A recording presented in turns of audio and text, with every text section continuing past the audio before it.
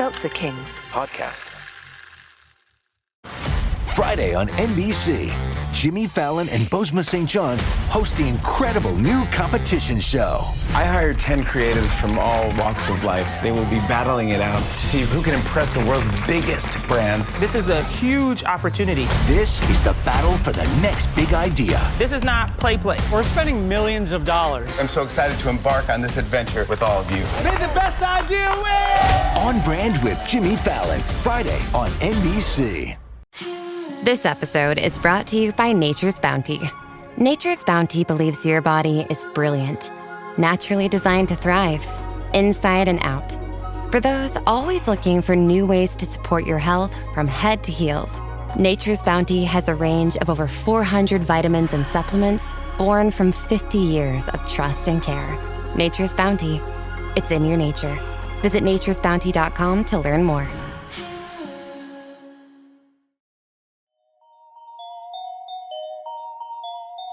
Real people making bold moves. Unforgettable journeys into life's next chapter. This is the Second Act Podcast. Every day is a new chance. Mindset on a new path. Anything is possible. Any limit I surpass. Everything is in my grasp. I got tunnel vision with a pickaxe. Life is more fun when you live like there's no strings attached.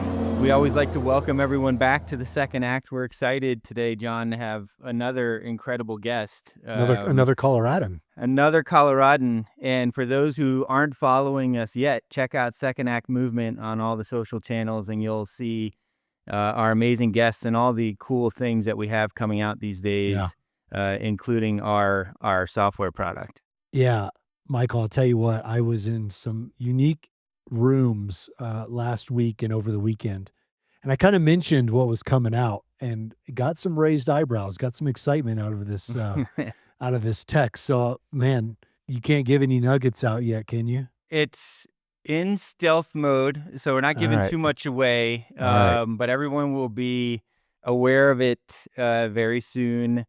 And it solves a really interesting market problem for a rather large market. And we know there's a willingness and an ability to pay for this if it solves that problem well. Yeah. So, yeah, more to come. Okay. He doesn't have a top secret clearance, folks, but he is tight-lipped. He's good. Well, man, I'm really excited about our guest today. Michael, I know you and I have talked offline about him, but I think definitely a mover and shaker nationwide. And, man, we're just lucky to have him on the show. So I'm going to introduce him if you don't mind. Our next guest, his name's Adam Contos. So Adam went from being a two-time college dropout to becoming the CEO of Remax Holdings Incorporated, providing that grit, reinvention, and bold leadership can defy expectations. A former SWAT commander and fellow U.S. Marine Corps veteran, Adam blends street-smart tenacity with boardroom vision. Today, he's an entrepreneur, business school professor, and author of Start with a Win, dedicated to helping others break barriers, build momentum, and lead with purpose. We are excited to dig into his story, and welcome to the show, Adam. Welcome, Thanks, Adam. John. Thanks, Michael. It's good to see you guys. Yeah, man, it's great to see you. We have met once and talked on the phone once. And man, well, you're on the show. It's kind of like a dream come true for me, having you on here and being able to share with our guests all the things you're doing. But you know, I've heard a portion of your story, Adam, and you know, we of course bonded over the Marine Corps aspect of it. But you know, for those listening that don't have an idea of who you are, let's go back to the beginning and just tell us a little bit about yourself and where you came from and what made you who you are. Sure. So I grew up in area south of Denver, just a few blocks from where Michael lives, apparently. So small world. My dad worked for the U.S. government, and mom stayed at home and helped keep things together there for my brother and my sister and I. And the day after I graduated high school, I was out standing on the yellow footprints, joining the Marine Corps. So I went through that. Very formative years in my life. I actually joined the Marine Reserves, so did a little bit of active duty time, and then went into the reserves, got into law enforcement in my early 20s, went to police academy when I was 21, and started at Cherry Hills Police Department, which is a small police department south of Denver. And then I went to Douglas County Sheriff's Office, where I grew up, got on the SWAT team there, and they thought, this is great. We've got a guy who has got military experience, so let's put him on the SWAT team. Worked undercover narcotics for a couple of years, which was amazing. So we would buy drugs in the afternoon, get search warrants about midnight, and go kick doors all through the night, and then get up and go sleep, go do a little water skiing in the morning, and then go do it all again the next day. So That's awesome. it was a great lifestyle for a couple of years. It was a little bit dysfunctional, knowing the narcotic space. But I'll tell you what, it was a great way to learn sales. And my entrepreneurial spirit really loved learning how to buy and sell drugs, a la the DEA undercover narcotics training school. So it was a good time. Got into starting a couple businesses, and then got into the real estate space, teaching real estate agent safety. I had a counterterrorism and homeland security consulting company that I had started. And the real estate industry needed somebody to come and teach people how not to get hurt or killed doing their job. So I took over about half of the market share in that space, and then got hired by Remax and started as a business consultant, worked my way up to CEO. Wow. Retired a few years ago, and now I'm building businesses. That's awesome. I could probably hang with you about to the point where you got to the yellow footprints. Your yellow footprints and my yellow footprints a little different. You joined after high school. I went after college, but the same uniform, right? Essentially. After that, I can't hang. But tell me, going from the Marine Corps to the police department and then to SWAT, what things were you prepared for and what were you not prepared for? That's a great question, John. The military was very much command and control, still is. To a great extent. However, I think there's a lot more emotional intelligence in the military now than there was back in the early 90s when I got in there. A lot more about understanding the psychology of human success, but which I really fell in love with. I love you look at the stories of Locus of Control with General Krulak, who was the commandant in the early 90s. They were building the world's greatest fighting force, which the Marine Corps has been known for since, the 1770s, as you're well aware. And the reality is we were taking kids that had been in street fights and farmers throwing bales of hay, growing up in rough environments, and making them into great fighting men. And then we had this switch as soon as technology came around, where people were playing video games in their parents' basement. They'd never been in a fist fight in their life. And we had to put a rifle in their hand and tell them to go kill a bunch of the enemy. So the military had to understand how to take this command and control environment and add this can-do attitude and the emotional intelligence in order to execute that. And that is what really carried me through understanding the transition into leadership in the civilian world via law enforcement, obviously. So when you take a look at the challenges we face in the civilian world, you look at the challenges you might face in law enforcement or first responder in that space, or even business for that matter. You have to be able to assess challenges, make sound decisions, and carry through the actions in order to execute those decisions. And that's a lot of the stuff that just isn't taught in this day and age to our emerging supposed leaders in society. So I really think that all played into building the foundation for success for me. So command and control, formative aspects of the Marine Corps, but then you get into the police force and SWAT, where there's some intuition and adaptability needed in environments that are changing. And from what we've heard from folks who've been in special forces types of units, or in this case, the SWAT teams, there's almost an element of rebelliousness that's inside of the individual to be successful in those roles. And you've also mentioned being an entrepreneur. So how do you juxtapose the Marine Corps formalities with some of the later tracks of your life? It's interesting you ask that, Michael, because the reality is that, if you look at how your brain's wired, you're challenging the norms.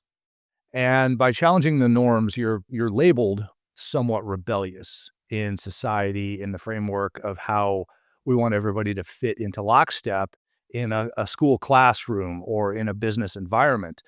But ultimately, there's more than one way of doing something.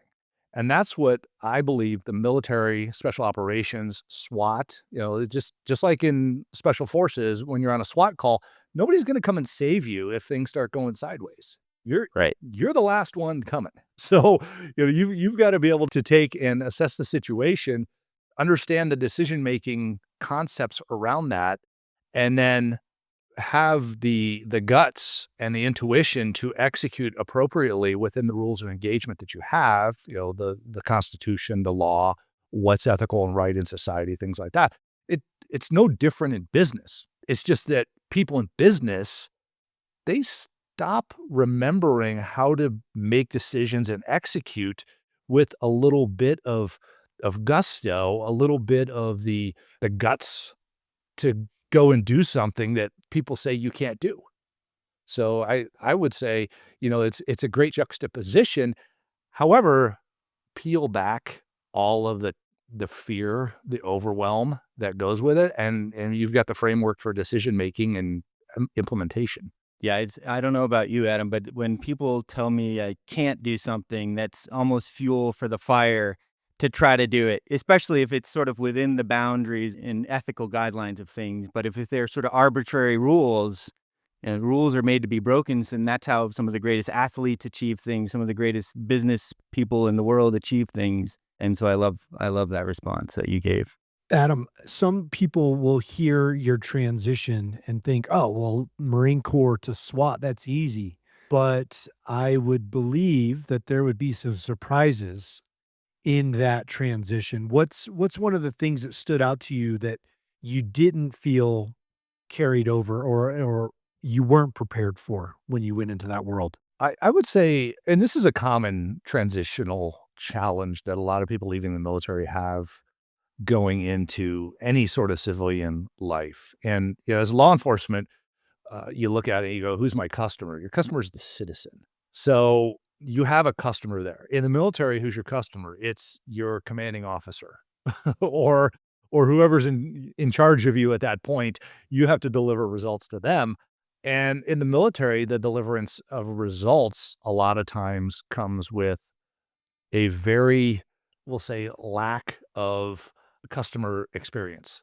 So there's a lot of cuss words involved, some hardcore yelling and physical effort, and a lot of times blood, sweat, and tears that goes into that. Whereas in the civilian world, whether or not you're law enforcement or the fire services or a nurse or a doctor or who knows what it is, you're still measured by how that person feels that you're dealing with on the back end.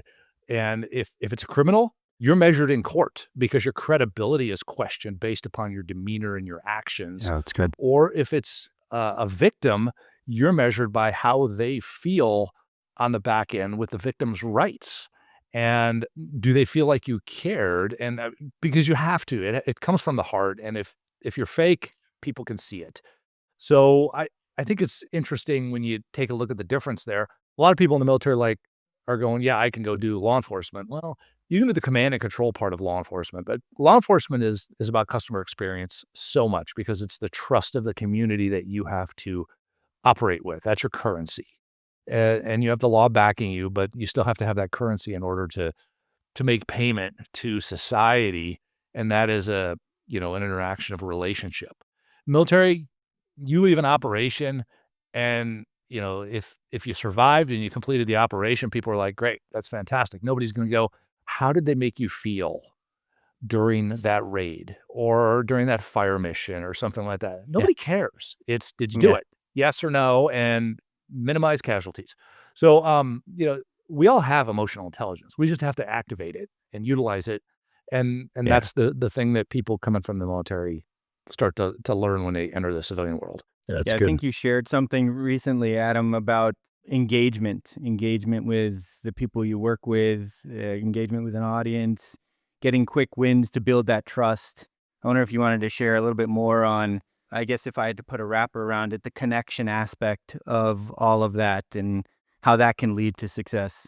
I love the term quick wins because we're not looking for this giant win. We're not looking to win the World Series in one interaction with somebody. we have to make these little micro movements forward in our relationships, regardless of what that interaction looks like.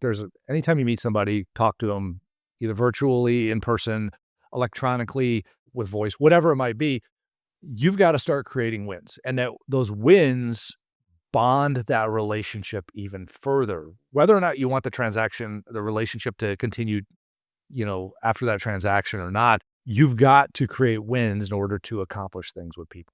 So, the reality is anytime we have an interaction with somebody, whether or not it's a face-to-face, whether or not it's down the barrel of a gun or it's shaking hands, we want to create an outcome that fits the mission, but also fits the relationship.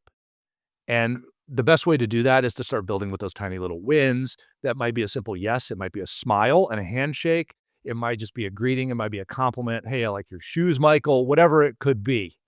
But the reality is, however many quick wins we can start piling on each other, the closer we get to that big win. Yeah, John and I have shared, and I probably learned this through John, the getting 1% better every day, whether that's on your own or in collaboration with someone, and doing it through varying degrees of hard, whatever that thing is a good bonding mechanism. And the more, we've just lived it, the more you're able to do that with the people you're doing something with, the stronger that connection gets. Yep. And it's a pretty special feeling when you've developed that cohesiveness with those individuals. Totally. Yeah. If we can make things a collaborative environment and we win together, that's so much better than just one winning and the other not.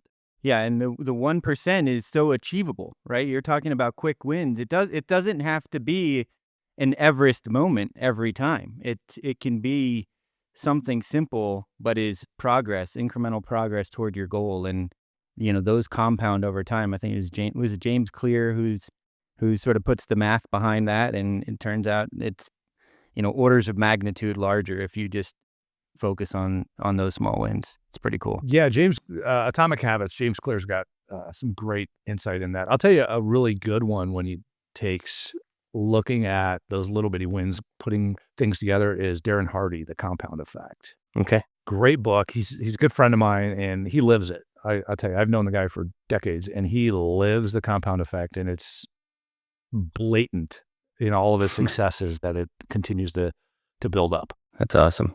Adam, as Michael and I know, and so many of our guests reiterate for us, and I know you will too, the entrepreneur spirit you don't just wake up one day and think, I'm going to be an entrepreneur today. It's something that's ingrained in you very early on. And you mentioned your dad was in a service as well. And I imagine you've got that entrepreneur spirit very early on based on your surroundings. And then, being in the military and SWAT, you're kind of pacifying those things until you get to a certain point. But talk about the early days and what are you seeing that kind of, can you look back and say there was a trigger moment that got you thinking that there's more to just punching in and out on a time clock and working for the man or working for the system? You're doing stuff on the side. When did that start for you? That's a great question. I'll tell you, by the way, I did not come from an entrepreneurial family. And when I was growing up, being an entrepreneur was very taboo. I will say my grandfather owned a vacuum cleaner store, but he was also a police officer. So he had a side gig. I never really put two and two together that, all right, this guy's an entrepreneur. And he passed away when I was pretty young. But my dad got into law enforcement. He did 33 years with the federal government. And he was never entrepreneurial. To this day, he's very, very structured, very command and control.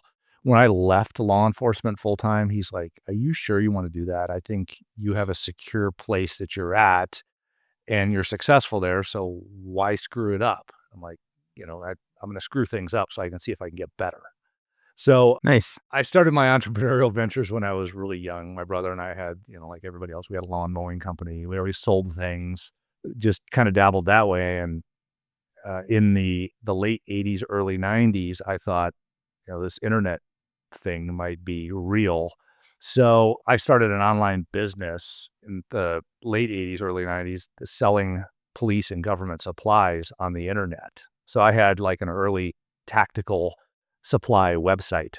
And I was able to supply a lot of my friends in the tactical community with, different equipment needs that they had and give them a discount. And had I kept that going, it'd probably be one of the biggest on the planet to this day. But I shut that down and started the security consulting firm. But I always knew I wanted to do more and make more money than, when I left law enforcement, I was a lieutenant. And I thought I can do better than this financially and provide more for my family and create generational wealth. And I'd never been trained on money. How do you invest? I had a 401k and that's about it, but I didn't know what it meant. So I started studying that. 2 great books, Richest Man in Babylon and Think and Grow Rich.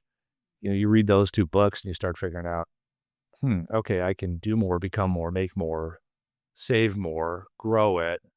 So it just was something that I uncovered as I grew instead of something that intrinsically lived in my household, because we never talked about anything like that when I was growing up, but I eventually found it somehow. Did you seek it out because it was missing from your household, or is it just an interest of yours? Like what sort of caused you to want to explore that more if it wasn't sort of part of the talk track at the family dinner? Honestly, Michael, I don't know. And I had a great life growing up. Yeah. I have nothing to complain about. My parents did very good care of us. We had a great roof over our heads and, dinner on the table every night, things like that. It was, like the picture perfect family in the 70s and 80s growing up. Okay. So I'm honestly not sure what pushed me to go out and go, I want to continue to disrupt things and see if I can make more money doing that. But somehow I got bit by the bug, and now it's pretty common to say, I want to be an entrepreneur. You've got YouTubers and, people on TikTok or whatever, and then kids starting stores when they're 8 or 9 or 10 years old, making tens of thousands of dollars a year. So I'm like, shit, why didn't I do that earlier? I know. Well, that hunch you had about the internet, I don't know if it's going to live up to your expectations. It might be, a passing fad, but we'll see. Verdict is still out. So Yeah. tell me, the transition, as you know, and I know, and a lot of our listeners know, the transition out of the military or something dynamic such as SWAT or service for our nation.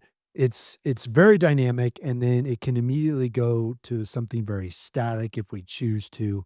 You obviously chose to go the entrepreneurial route, but tell me about that transition from SWAT into the civilian sector full time. And it's funny, everybody asks me, oh, how'd you do that? What'd you do? What skills do you have in law enforcement or military to take into the civilian world? I'm like, all of them. You got all the skills. And they go, well, what are they? And I said, well, you meet people, you don't know them, you meet them, and you have to get to know them using your interpersonal communication skills that you've developed over time. Discover their challenges and problems, agree that those are their challenges and problems, and then help them fix those. So it's all the same. We got somebody we don't know with a problem.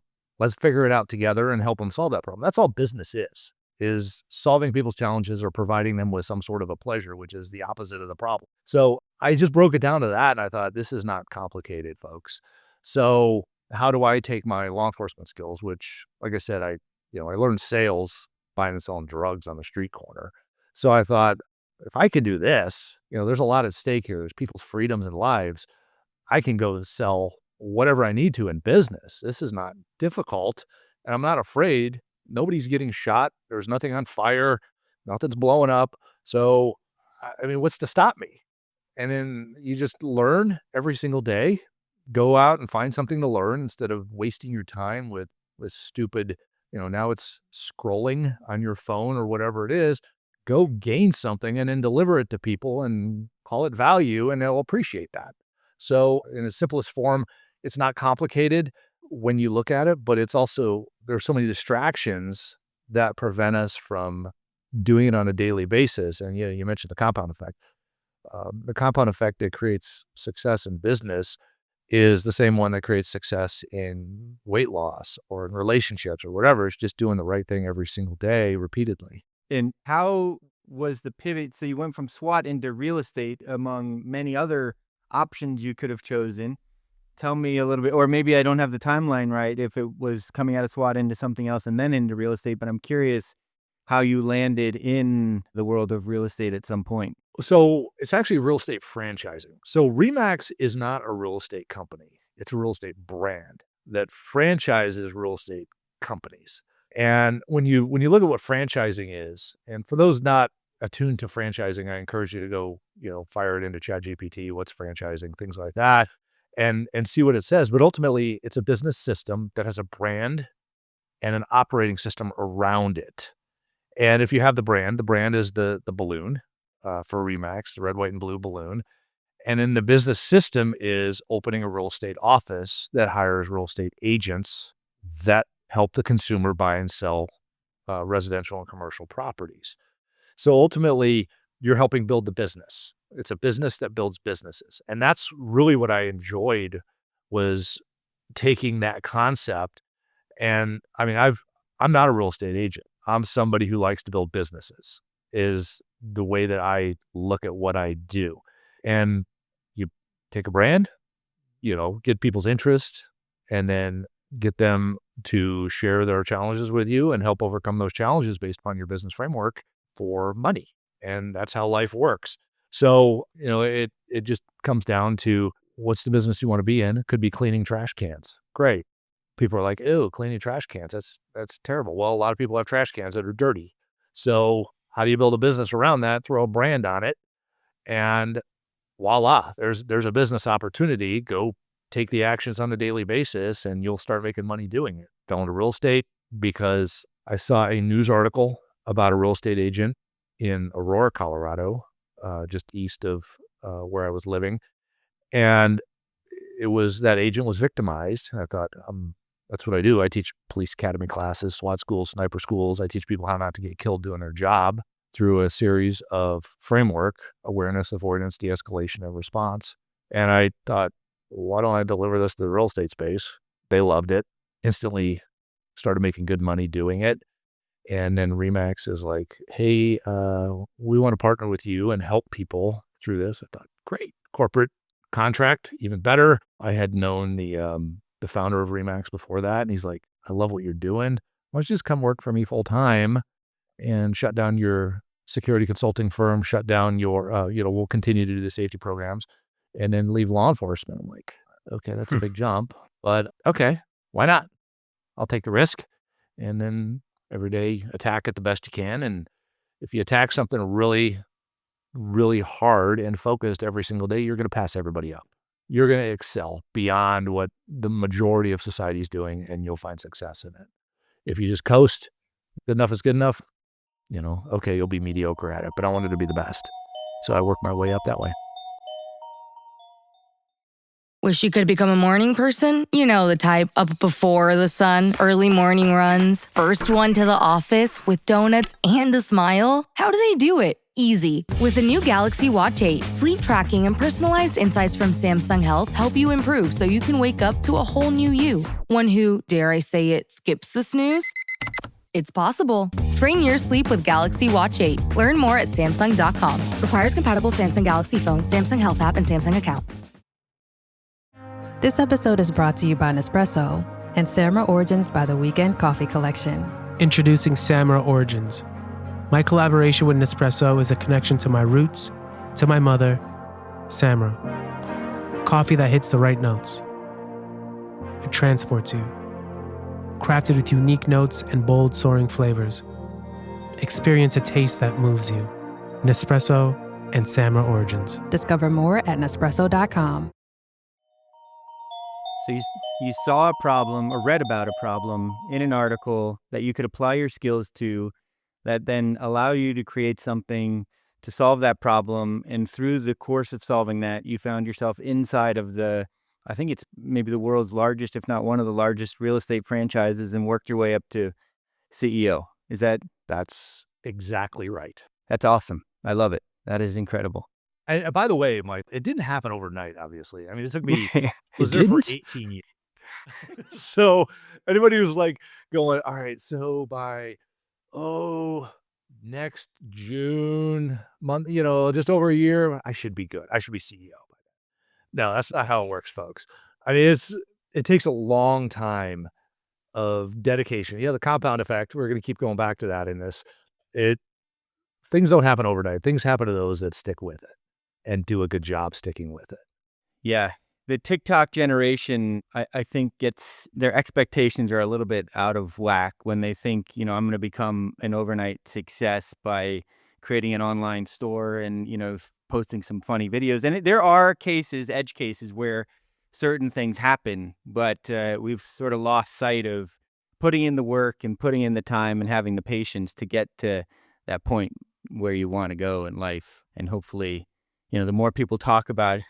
I think if someone famous like Steve Jobs or somebody said, it took me 10 years to become an overnight success. And, it's very true. If you want it to be durable, if it's something that you want to be durable, it's going to take time. That's it. And you're going to fail a lot. Yeah. But keep going. Exactly. Well, and that's the premise of Tipping Point, right? With Malcolm Gladwell, talks about, 10,000 hours. Adam, I want to go back. There's two things I want to talk about. One is, your ability to start while you're gathering information. A lot of really successful entrepreneurs that we get on the show have that same idea. I'm just going to go. I don't know everything, but I'm going to spend my time figuring it out. And that's in contrast to a lot of people who want to gather all that information. And the more they gather, they see them. So I had just had this conversation this weekend. People that gather, they see themselves get to a point that in their mind, they see themselves get to a point and then they're ready.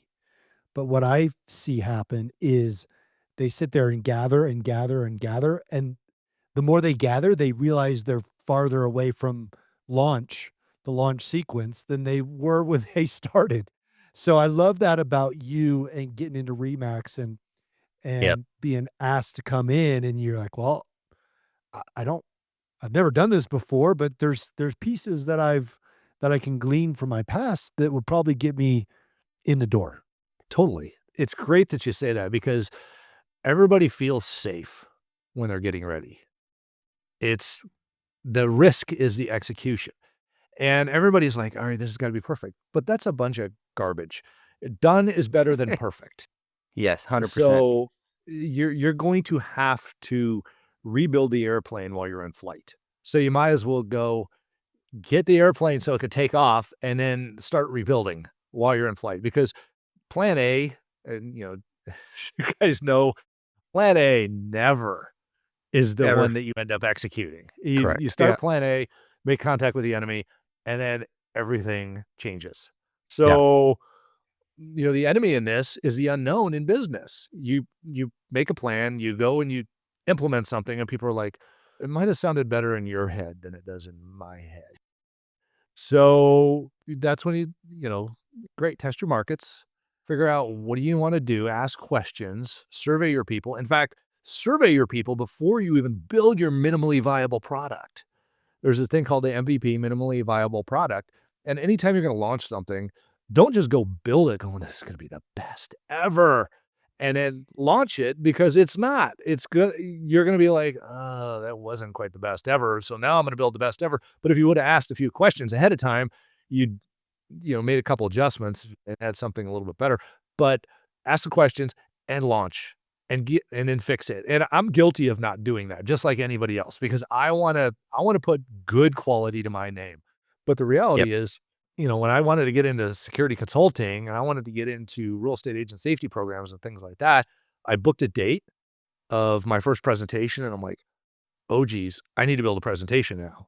And I built it and delivered it and everybody's like, this is great. And I looked at the questions I was asked and I made adjustments, and next one, they're like, oh, this is great. But I knew it was better than the first one.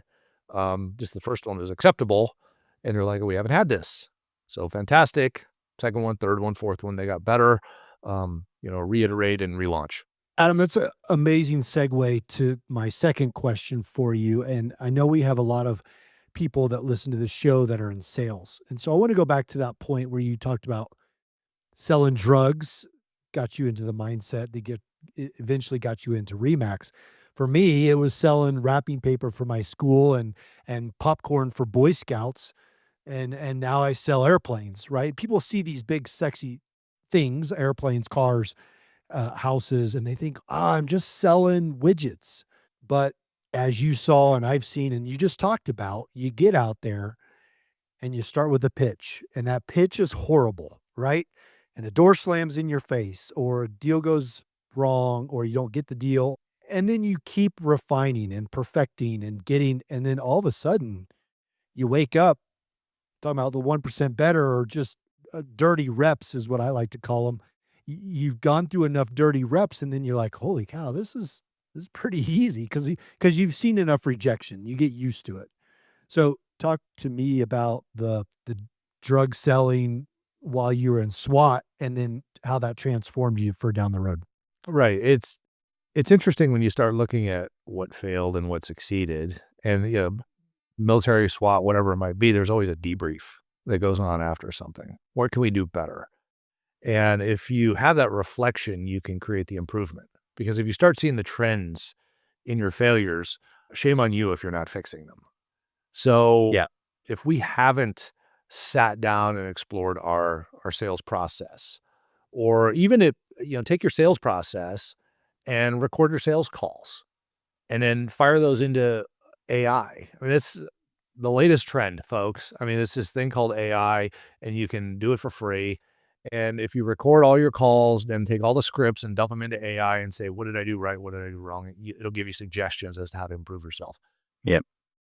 1% improvement, Kaizen. It's aggregation of marginal gain. If you look at the British cycling team, Sir David Brailsford, and how he took a failing team and made them world champions over and over again, was just taking the little bitty things that went wrong and evaluate those. So do a debrief, postmortem, whatever you want to call it.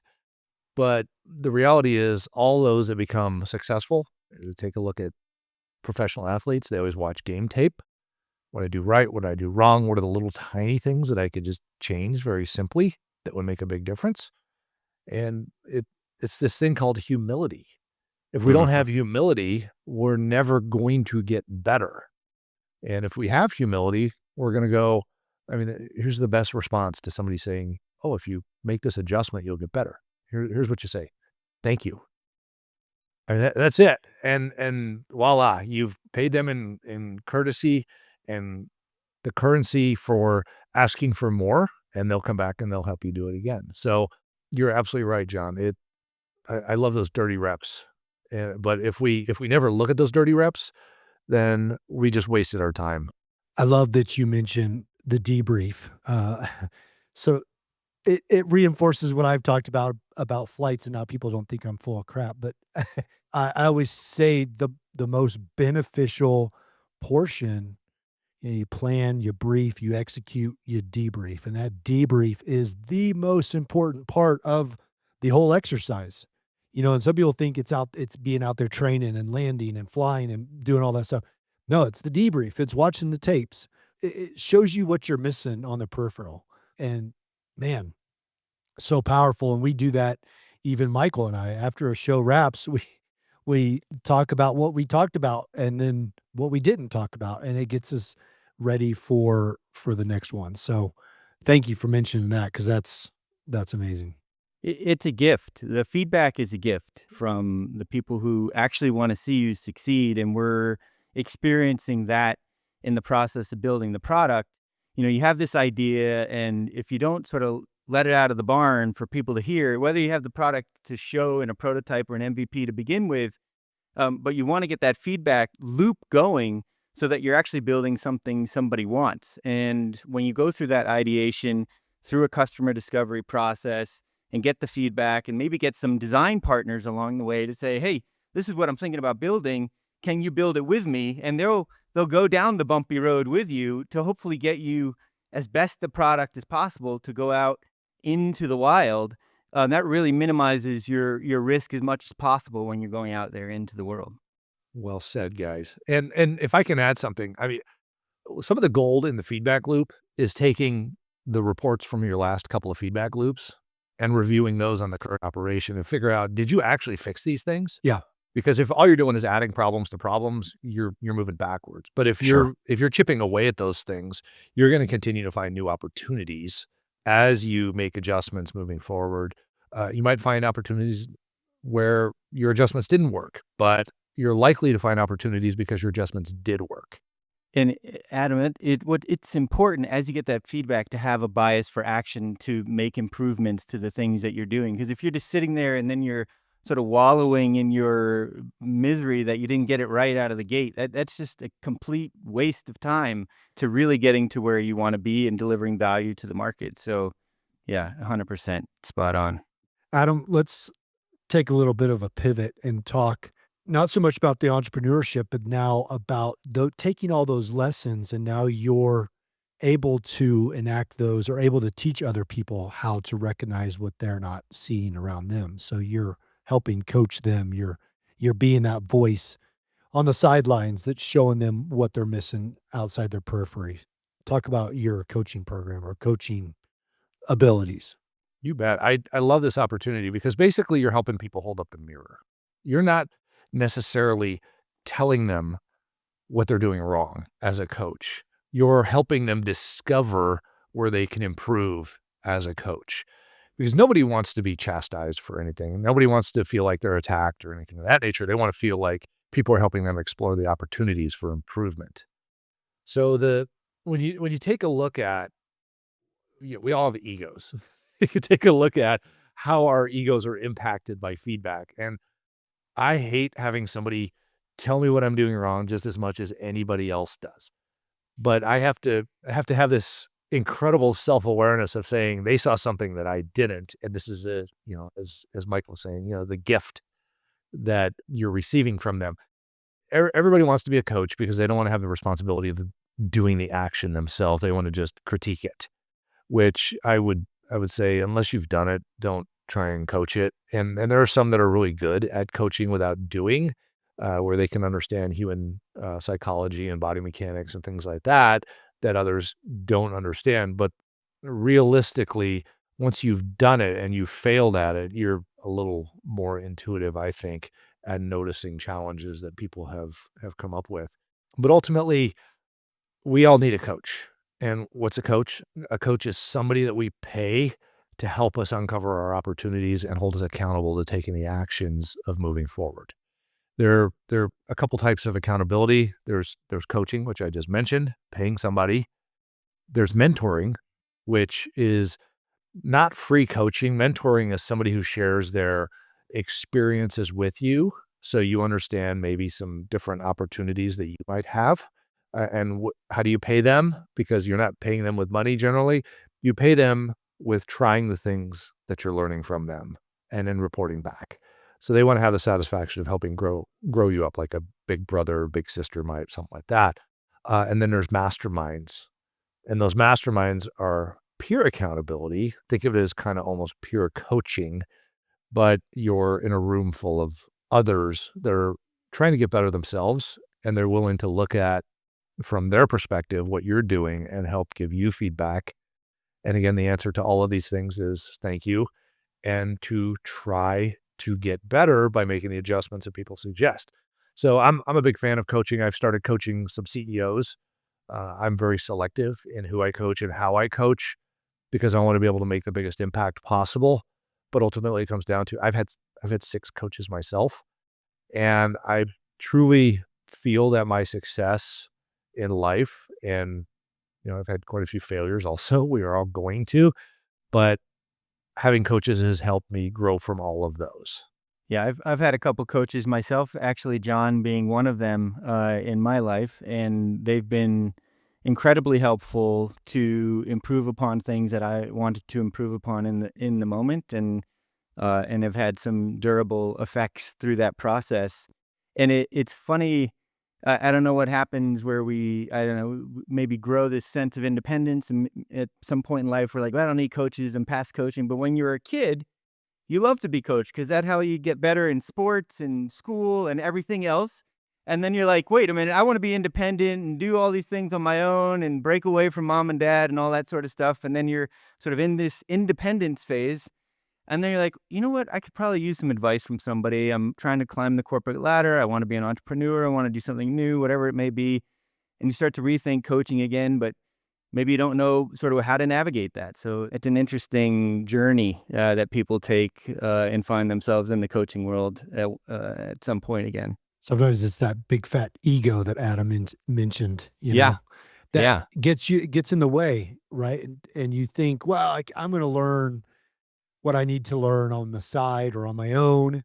And Adam, as you know, having 6 coaches, and Michael and I, having people speak into your life on any of those levels. I've been a part of 3 different masterminds. I've had a lot of mentors and some coaches, but it's usually when you've got the skin in the game, right? The financial commitment, or the financial and the time commitment, and you've got somebody looking you right in the eyeballs saying, "Hey, I see how you need to change, or I recommend how you should change." And then when you come back and you're sitting face to face with them again and you say, "I didn't do it." So That's not a good feeling. That's the That's hardest not a good thing, feeling. right? And so that's where that skin in the game and being intimate with the person that's speaking into you, helping you develop, is highly, highly recommended. Yeah. Great points, John. Here's a little secret that I learned about coaching. If you want to be coached and you want to do really good at being coached, go take a class on how to be a coach. And it's fascinating because you start to understand the psychology behind what causes somebody to be coachable and what causes them to implement, changes and create outcomes in their life. But I'm a big fan of, all right, if I want to be really good at something, I want to go learn how to be an instructor for that, so that I can learn the dynamics of, like John, you want to be a really good pilot, go learn how to be a flight instructor, that type of thing. So you can troubleshoot the challenges that you're going through independently. So I look at it as going, call it 10 degrees overboard or something like that in what you're doing. But yeah, the whole premise of being coached is being coachable and understanding how to fix things, as opposed to just letting somebody tell you change this about yourself. Because a lot of coaches aren't all that great, or they don't mesh with you. There are a lot that do and are fantastic, but you will end up trying out different coaches who maybe their lifespan for you is only 3 months or 6 months or something. Others will last years, but ultimately it comes down to who's having the greatest impact on helping you improve. And I think that comes back, Adam, to your point about humility. If you are humble enough to admit that you do have limits when it comes to some of these things that you're not so good at or want to get better at right now, finding that right fit makes it all the more important, because there's going to be a tremendous amount of trust between the two parties to be open and vulnerable and learn from each other so that you can achieve the things that you want to achieve. Totally. Adam, let's pivot. Helping others break barriers, build momentum, and lead with purpose. We said it in the intro, but that's kind of the premise of your book, Start with a Win. I'm always amazed at entrepreneurs that we have on the show that have a bag full of responsibilities, and then oh yeah, by the way, I wrote a book. Tell us about that process. Tell us about the driver for putting something out there, and how it's gone so far. It's a huge pain in the butt, John. I'll just start with that. I am not an author. So I thought, I want to write a book. And I love it. sat down, I outlined, and everybody's like, I'm going to write a book. I'm like, no, you're not. You're going to put all your ideas on paper, and then you're going to hire somebody to come in and actually make it a book. And that's what happened with me. I got a call from a publisher who said, do you want to write a book? We will publish your book. And a lot of times you go looking for a publisher. I was lucky enough to have one call me because they were listening to my podcast, Start with a Win, the same name as my book. And they said, wow, this guy's got an interesting story. There's a book in there someplace. So they called me up, said, write a book. And I signed the big, 32-page contract with the publisher after I had my friend who wrote a book with this company had his attorney review it because he'd been down that road before. And I wrote this manuscript, and then I sent it in to them, and they call me back and they go, "So, we like your ideas and your concept, but you're not an author." This sounds like a police report a little bit. So, I thought, yeah, that's probably why. I did 11 years writing police reports, but ultimately I hired somebody to come in and clean the whole thing up. So the people called ghostwriters, and she had a great foundation, and she took everything that I put together in my voice. We had meetings like once or twice a week, depending on which week it was, talking about this. Took another 6 months to take my manuscript and turn it into something that you would actually want to read. And then send it back to the publisher, and they're like, "Fantastic, this is great, we'll publish it." So I would say ultimately it comes down to hire a professional. It's, don't think you're good at everything, because you're not. And I'll be the first one to say I am terrible at being an author, but I found some really good people to help me around that. And you have a book, and it's something you can give your kids. It's something you can use as a business card. It's great for people to understand who you are, what you're about. Yep. You can upload it into AI, and AI instantly has a great foundation about you because they have your life story. You don't have to tell them 250 pages of what happened. So, it's a fun thing to do, and it's great to have, but hire somebody, please. Save yourself the trouble. That's just my advice. Was there something from the creative process of writing the book that you sort of took away from the experience? Yeah, a great deal of humility, Michael. There wasn't any like newfound insights about, I didn't even know I had any creativity, but now it has inspired me to do this, that, or the other thing, or think maybe a different way about life. I learned how to tell stories, because a Okay. book is not necessarily about data. It's about the stories of how you learned what you learned. Wow. And the ghostwriter helped me understand that. And there's some great storytelling educators out there. I mean, I've got some really good friends that teach storytelling on the big stage. But ultimately, it comes down to how do you create a good story? Because we as human beings think in stories. That's how you're going to sell your product. That's how you're going to grow your business. That's how you're going to inspire others to accomplish things, is with a story. So that was probably the biggest thing I learned, Michael, was how do you take those experiences in your life and turn them into a good story? I love it. And you mentioned, Adam, that you also have a podcast, also named Start with the Win. Give us a little insight on that and what people could catch if they were to tune in. I mean, I know our podcast is top on their list, but if they had time in their day to add another one, what could they glean from you? Yeah, I mean, if they were looking for something other than Second Act to listen to, I would certainly say check out Start with a Win. Ultimately, I interview, some of it is a solo cast where I talk about a business concept or a life principle or something like that has helped me create success. But a lot of times it is unpacking the historical aspect or the story of an entrepreneur growing a business. Could be from the real estate space, could be from the franchise space, small business, things of that nature. I've also had some larger scale business people on there, but realistically, there are probably 3 or 4 concepts that you can take out of each 20 to 25-minute segment that has to do with the human psychology of creating success in business and in your personal life. I know we're starting to wind down, John, but we can't let Adam leave without sharing his practical advice or insights for our guests as we wind things down. Adam, all of our shows end with our guests sharing some wisdom that they want to leave our audience with as they are contemplating or start their second act in life. What would you want to leave our audience with? His advice is just going to be listen to his podcast.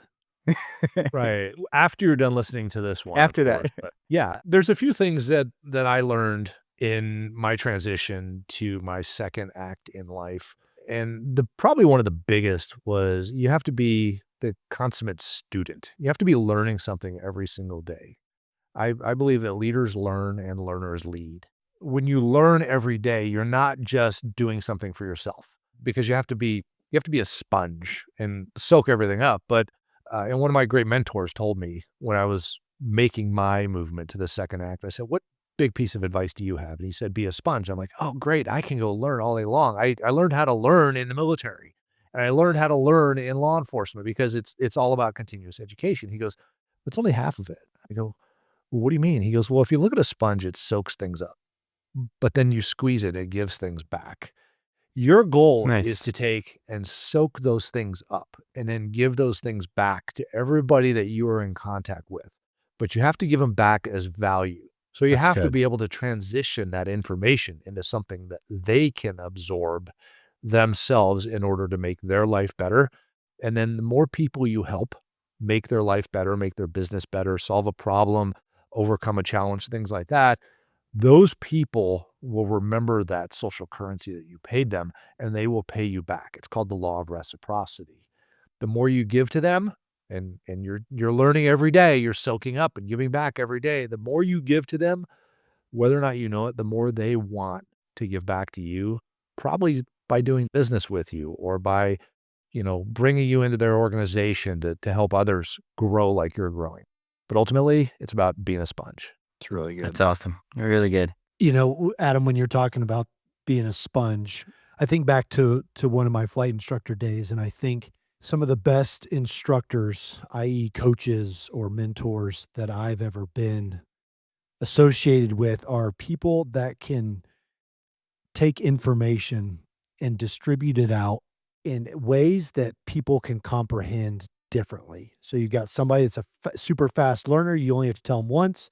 They're going to take it and they're going to run with it and grow, right? There's others that learn by repetition. So they've got to have it spoon-fed over and over and over until they get it. And then there's so many different ways of learning, but those people that are the true sponges and give back, they know their audience. They're able to distill that information in different ways. And it makes it so much more powerful when they can do that, because not only do they now know that information up and down, left and right, but they can recognize who they're giving it to and give it out. And that's the true power right there. So yeah, it's amazing. Love that. Well, Adam, man, thank you for your time. Yep. Your time is incredibly valuable. We know that. Thank you for being on the show and kind of giving us your story and the trajectory that you had from the Marine Corps on, and talking a little bit about your coaching and your book. For listeners who want to learn more about you and what you're doing now, maybe about your coaching, or, just learn a little bit more about who you are, where can they do that the best? So they can find me at adamcontos.com, and I'm also on all the socials at adamcontosceo. So happy to connect with everybody. Shoot me a LinkedIn message or anything like that if you're interested in executive coaching. I also do teach every now and then at University of Denver, teach executive education, mostly executive presence, how to look, sound, and act like a boss and get stuff done that way. So I'd love to connect with anybody on the pod that is looking to make themselves better. And thanks for having me. Also, you can sign up for my weekly newsletter at adamcontos.com. Busy man, got his fingers on everything. So yeah, this was a lot of fun today, Adam. I really appreciate it. Yeah, it's my pleasure for being here. Thanks to all your listeners, and thanks to you guys, John and Michael, for having me on the show. It's our pleasure. Wow, it's powerful. Well, Michael, great job. I guess that's a wrap for today. Yeah. Awesome job, John. This was a great conversation, and I guess until next time. Yeah, we'll see ya. See ya. The Second Act with Michael and John stars Michael Newborn and John Ballinger. The podcast is produced by Seltzer Kings. For more information on the show, check out michaelandjohn.com, or if you'd like to get involved in the conversation, give the guys a shout on their socials at The Second Act Movement on most platforms. Thanks for listening.